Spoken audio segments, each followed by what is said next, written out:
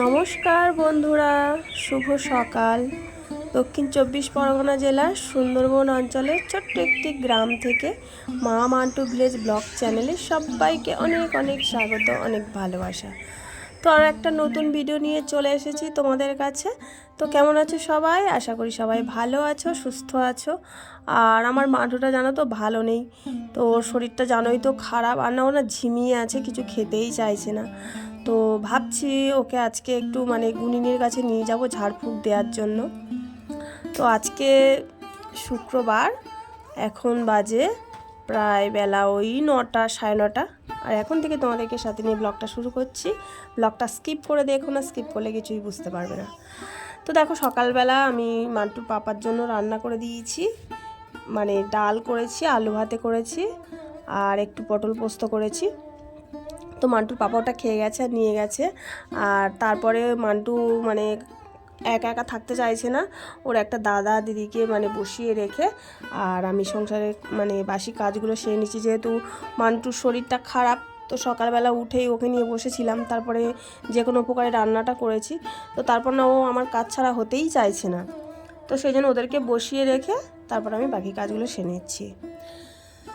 তো বন্ধুরা, একটা জিনিস আমি আমার জীবন দিয়ে বুঝেছি, শ্বশুর বাড়িতে যে বউ আগে আসুক না কেন, শাশুড়ির কাছে সেই বউ খারাপ হবেই। সে বড় বউ হোক, আর ছোট বউ হোক, আর মেজ বউ হোক, যে বউ জানি না, যে বউ আগে আসে সেই বউ হয়তো শাশুড়ির পাতে ভাতের সাথে হয়তো ছাই কাদামাটি কিছু খাওয়ায়, আর যে বউ শেষে আসে সে হয়তো মিষ্টি, রসগোল্লা, সন্দেশ, ভালো মন্দ হয়তো কিছু খাইয়ে দেয়। তো সেই জন্য পরের বউগুলোর প্রতি যত্ন খুব, আর যে বউগুলো আগে আসে তাদের তারা তো চোখের বিষ হয়ে যায়। তো সেরকম পজিশন আমারও হয়েছে, যেহেতু আমি আগে এসেছি। আর আমি না বড়, তো সেই বড় হোক আর ছোট হোক আর মেজ হোক, যে আগে আসে তার কপালেই দুঃখ। শাশুড়ি কেন জানি না তাদেরকে সহ্য করতে পারে না।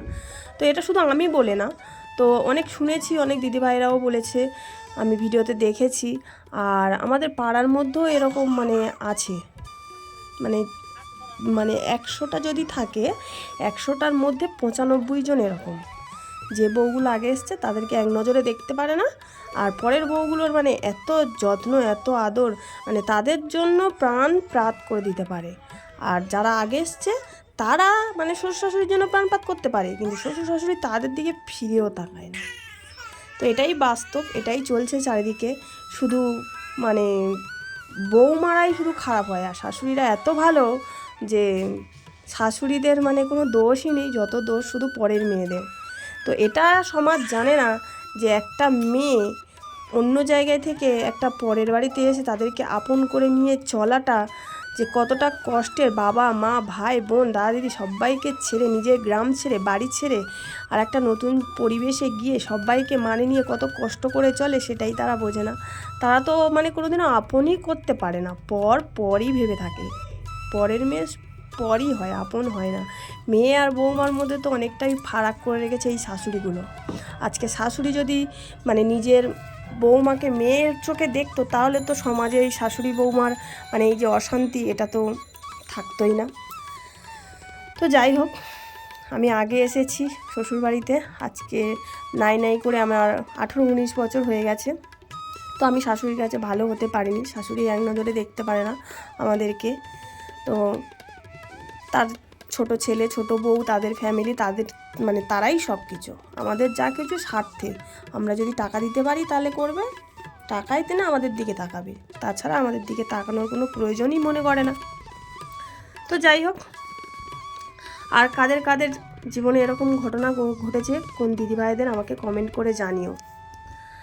তো দেখো, তোমাদের সাথে বকবক করতে করতে বাকি কাজগুলো আমি সব সেরে নিচ্ছি। তো জানো তো, আগের দিনে যে বৃষ্টি হয়েছিল তার জন্য অনেক জামা কাপড় কাঁচা ছিল, তো সেগুলো বের করে দিয়েছিলাম সকালবেলা, একদম রোদ উঠেছে দেখে।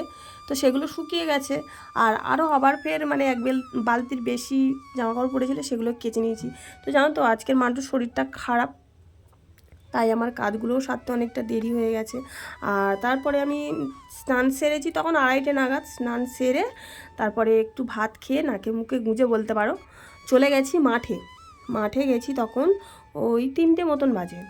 আর কি রোদ প্রচণ্ড। আমার দুটো গুবলু বাচ্চা আছে জানো, তো গুবলু বাচ্চাগুলো এমন শয়তান হয়েছে না, ওরা শাক ছাড়া আর কিছুই খাবে না। যে একটু মুড়ি বিস্কুট আনাজের খোসা খাবে না, তা খাবে না, শুধু শাকই খাবে। তো বাধ্য হয়ে ওদের জন্য শাক তুলতে গেছি। আর জানো তো মান্টুকে একটু ঝাড়াতেও নিয়ে যাব। মান্টু তাকাও তাকাও, তাকিয়েছ, তাকাও।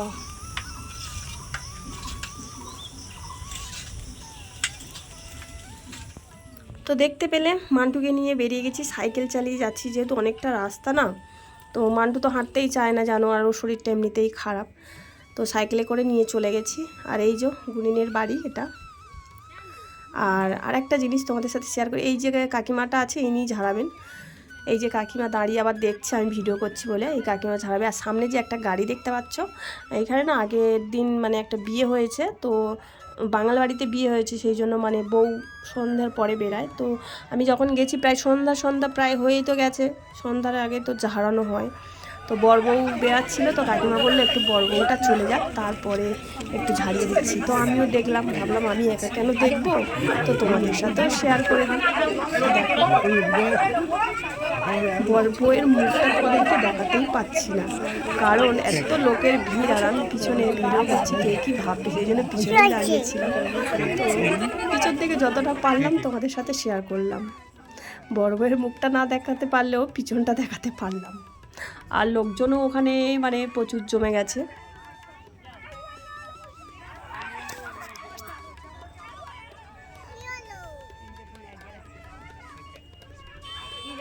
তো চলো,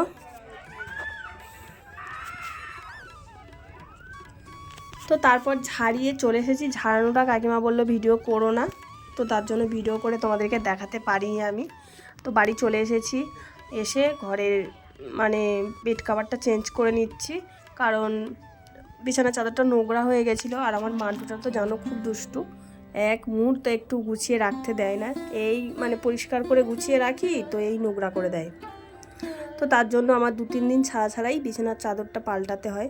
আর আমি এদিকে বিছানার চাদরটা পাল্টাচ্ছি, আর আমার মান্টু মাটা শুধু বলছে আমি গিয়ে উঠবো। তো আমি বললাম দাঁড়া একটু আমি গুছিয়ে নিই, তারপর তুই উঠবি। দেখো খাটের আশেপাশে কেমন ঘুরে বেড়াচ্ছে। তো ঝটপট এগুলো কাজগুলো সেরে নিয়ে তারপর আবার রাতের রান্নাও আছে। তো দেখো ও এত বায়না করছে, তারপর আমি ওকে কোলে নিয়ে একটু আদর করলাম, করে আর ওকে বসিয়ে দিলাম, বসিয়ে একটু খেলনা দিয়ে দিয়েছি। দেখো আপন মনে খেলেই যাচ্ছে।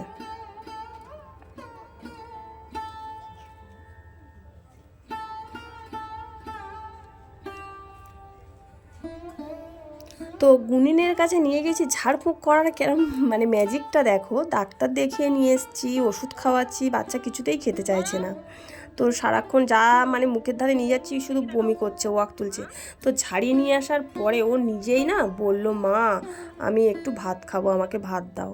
তো আমার শুনে তো মানে শান্তি হলো। তো একটু পাশের বাড়ির কাকি শাশুড়ির কাছ থেকে একটু তরকারির আলু নিয়েছি, আর বাড়িতে ভাত ছিল, সেটাই ওকে খাওয়াচ্ছি। আর দেখো খাওয়াতে খাওয়াতে কারেন্টটাই চলে গেছে। চিংড়ি দিয়ে দেবো, তুই চিংড়ি দিয়ে খাবে সোনা মা? না চিংড়ি, এই তো চিংড়ি, এই তো চিংড়ি দিয়েছি, তো খাবে না? দেখো একটু খাওয়ার পর না ও আর খেতেই চাইছে না, মানে 2-4 গাল খেয়েছে, তারপর আর খেতেই চাইছে না।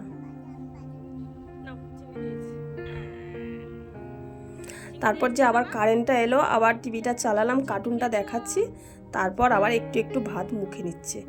এত দুষ্টু হয়েছে আর কি বলবো। তো চলো ওকে খাইয়ে নিয়ে আবার রাতে রান্না করতে চলে যাব।